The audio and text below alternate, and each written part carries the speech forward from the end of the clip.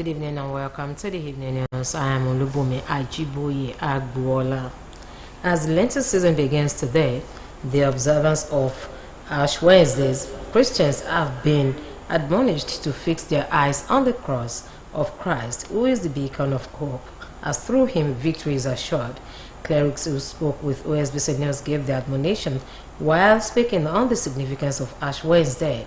They said Lent is often considered to be the most significant period in the Christian liturgical calendar, which often commences with the observance of Ash Wednesday, where Christians attend church services to receive ashes on their foreheads in the shape of a cross.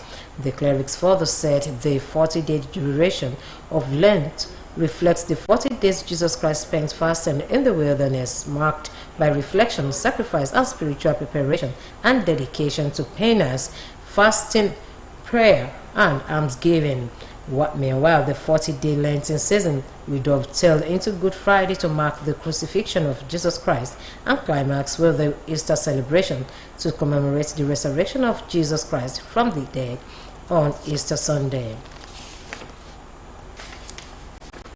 The Minister of Interior, Dr. Olubumi Tunjojo, has vowed to eradicate corruption in correctional centers and ensure that the centers across the country focus on rehabilitation rather than punishment. The minister made the vow during the second public hearing on alleged corruption and other violations against the Nigeria Correctional Service in Abuja. He said the move was part of government's efforts to transform the correctional service into a model for rehabilitation and reintegration, emphasizing the government's commitments to changing the narrative of the correctional service, which have been marred by allegations of corruption, abuse, and neglect. According to him, the responsibility of a correctional officer is to be an agent of rehabilitation, restoration, reformation, and correction, and not that of condemnation, which may result to failure in the system.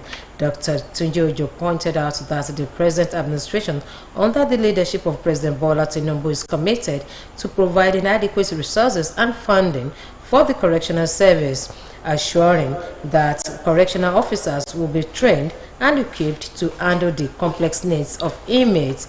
He stressed the need for a holistic approach to rehabilitation, saying this includes providing inmates with access to education, vocational training, and mental health services. The Rivers State government has said it has yet to receive any document on the Martin Amawele-led House of Assembly resolution following last Friday's Supreme Court judgment. Recall that Speaker Martin Amawele, in a letter addressed to the Rivers State Governor Similaye Fubara, requested the latter to present the 2025 appropriation bill to the House within 48 hours, in line with the 1999 Constitution.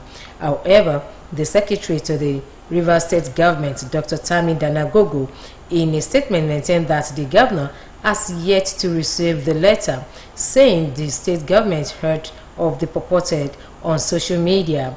Dr. Danagogo also stated that the state government had yet to receive a copy of the Supreme Court judgment to enable it to respond appropriately.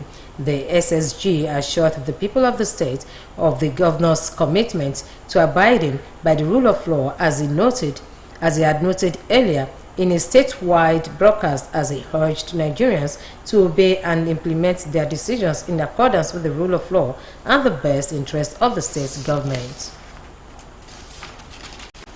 The Federal High Court in Kaduna has ordered the temporary forfeiture of 1.3 billion naira, which was allegedly diverted into private accounts of Indo-Kaduna Marts JV Nigeria Limited.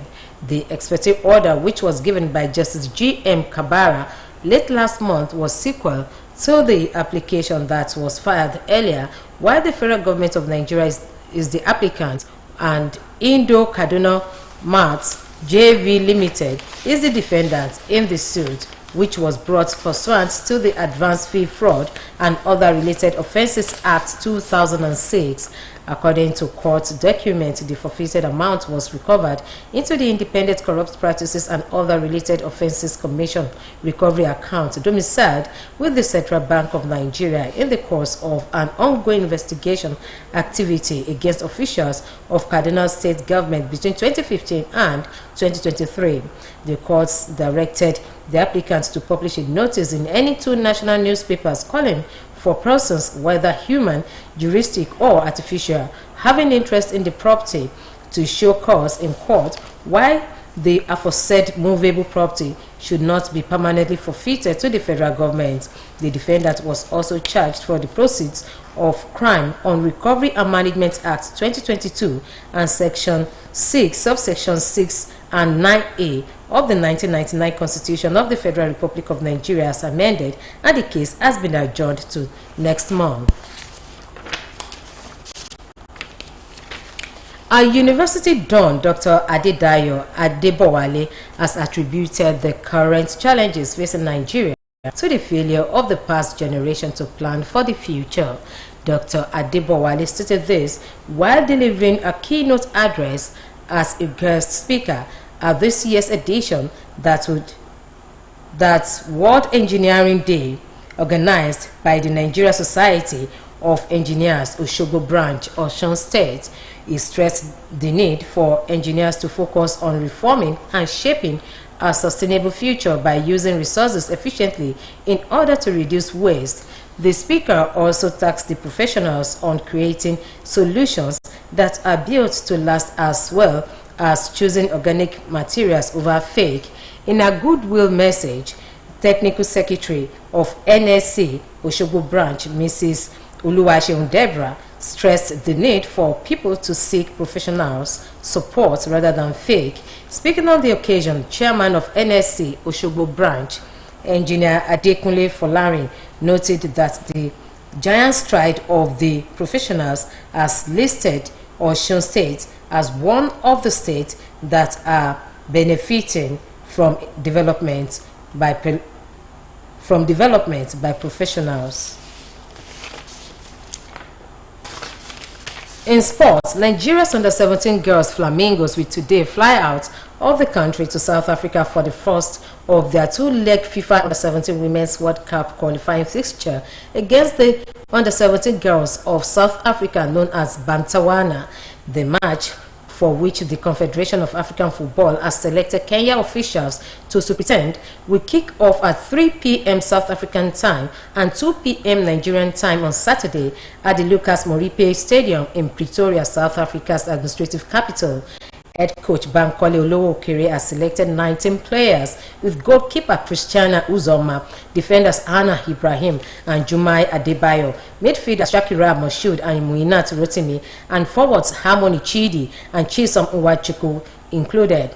While 2022 FIFA World Cup bronze medalist Nigeria drew by to the second round, Botswana crushed their counterparts from Gabon 21-2 on aggregate. Both teams will battle things out in return leg at the Remo Star Stadium in Remo on the 15th of this month, with the winner on aggregates progressing to the third round of the qualification campaign.